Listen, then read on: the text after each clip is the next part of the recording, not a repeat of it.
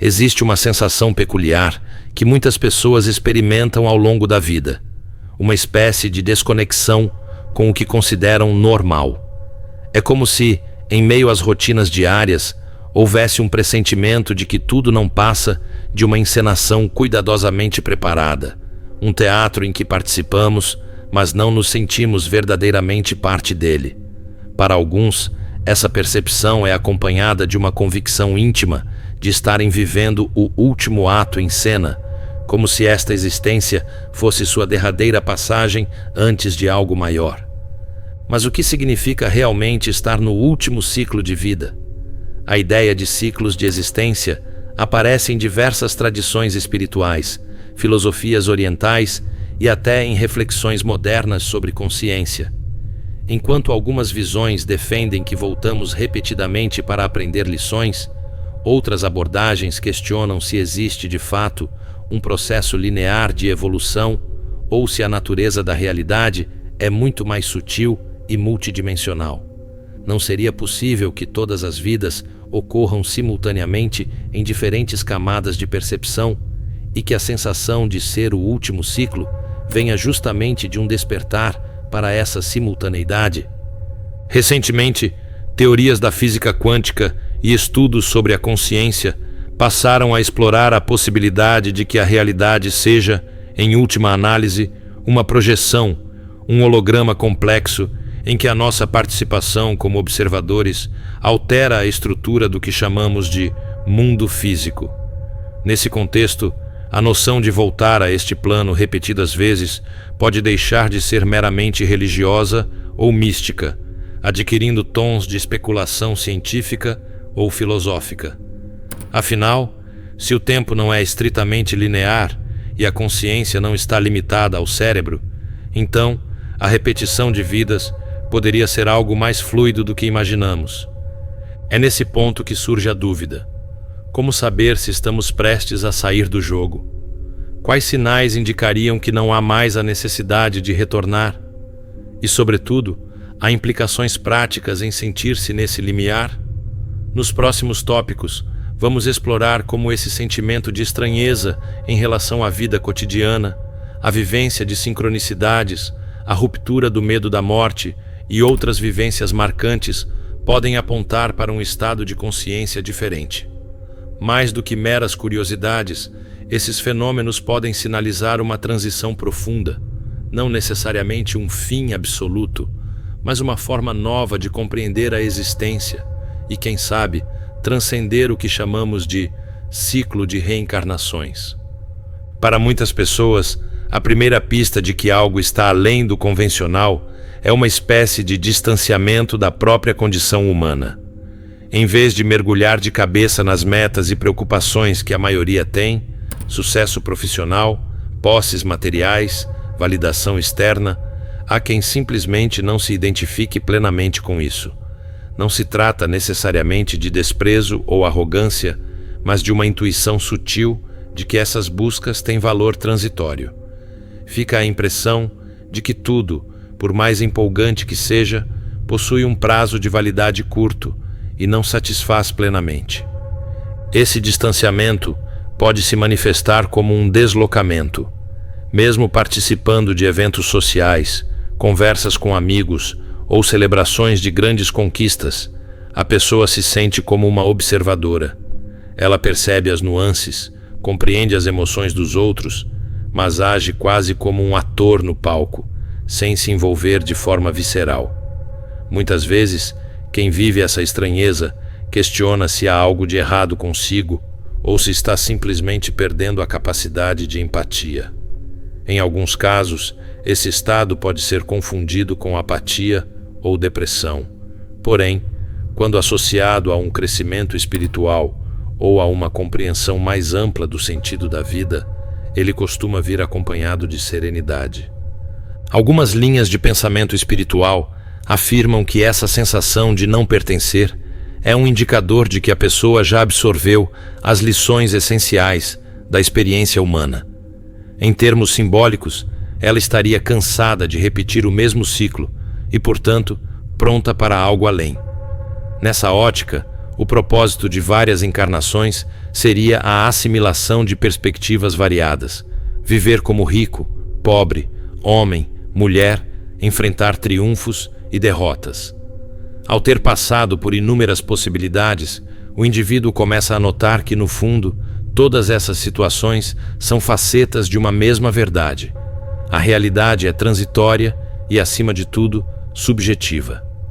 Paralelamente, do ponto de vista psicológico, existe um entendimento de que a sensação de estranheza pode ser um sinal de individuação avançada, no sentido junguiano. A pessoa passa a olhar para as convenções sociais como elementos moldados pela cultura e pelo inconsciente coletivo, sem necessariamente se deixar enredar por eles. Essa capacidade de observar o comportamento humano como um processo externo revela uma mente em busca de autoconhecimento profundo. A chave, então, está em perceber que não há algo de errado ao sentir-se fora do lugar. Ao contrário, essa estranheza pode ser o motor que impulsiona perguntas poderosas. Quem sou eu, de verdade, além dos papéis que represento? Qual é o sentido de repetir experiências caso eu não as sinta mais necessárias? Tais reflexões podem abrir portas para um novo olhar sobre a natureza do existir e, consequentemente, sobre a hipótese de estarmos em nosso último ciclo de vida. Um dos fenômenos mais comentados quando se discute a ideia de ciclos existenciais é o déjà vu. Geralmente descrito como uma sensação de já ter vivido certa situação, ele é explicado pela ciência convencional como um curto-circuito na memória, um momento em que o cérebro arquiva experiências presentes como se fossem lembranças passadas. No entanto, há pessoas que relatam déjà vu muito mais intensos e detalhados, a ponto de lembrar diálogos, ambientes e contextos que nunca foram parte de sua história atual. Para quem se encontra nesse estado de consciência expandida, o déjà vu pode sinalizar uma sobreposição de linhas do tempo. Se considerarmos a possibilidade de que todas as nossas vidas, ou ao menos uma parcela significativa delas, ocorram em paralelo, e não em sequência linear, o déjà vu seria um lampejo de percepção em que duas realidades se tocam.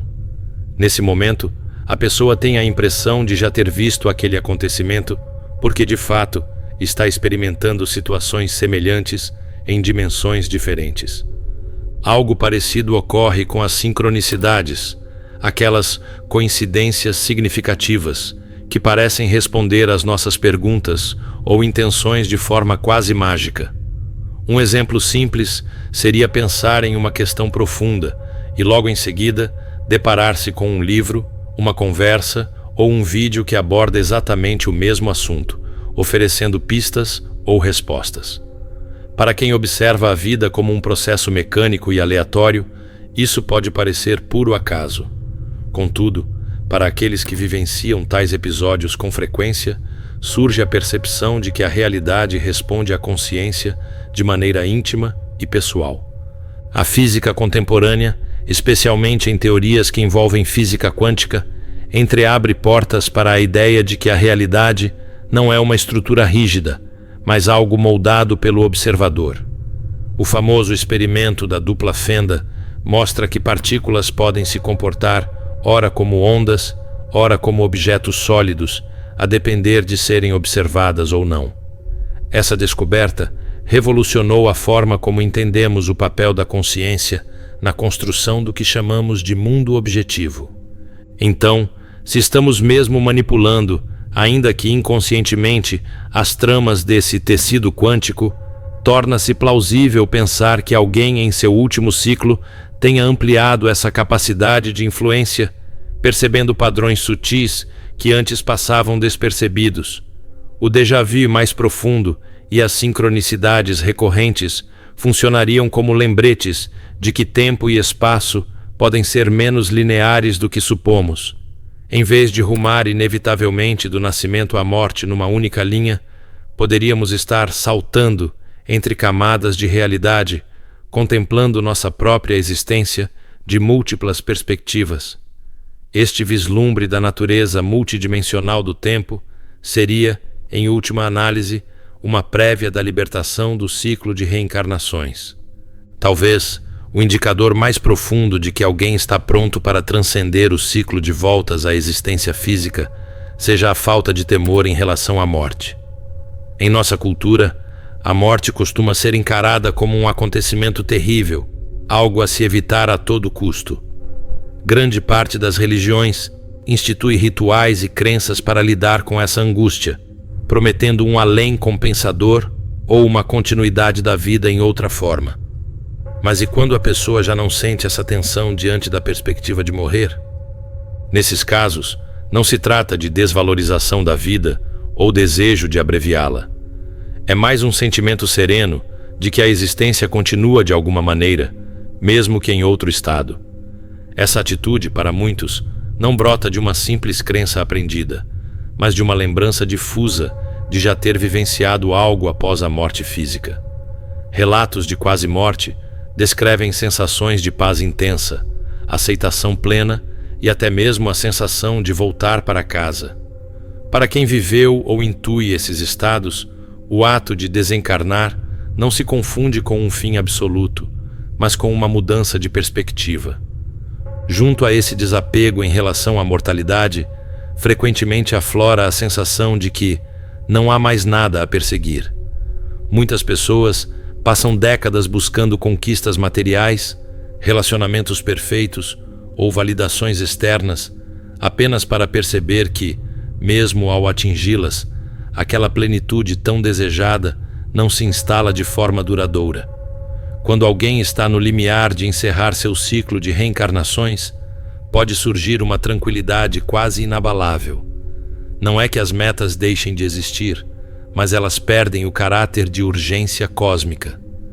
Tudo passa a ser encarado como parte de um jogo ou de uma experiência que, ao final, não altera a essência de quem verdadeiramente somos. Conceitos espirituais de diversas tradições apontam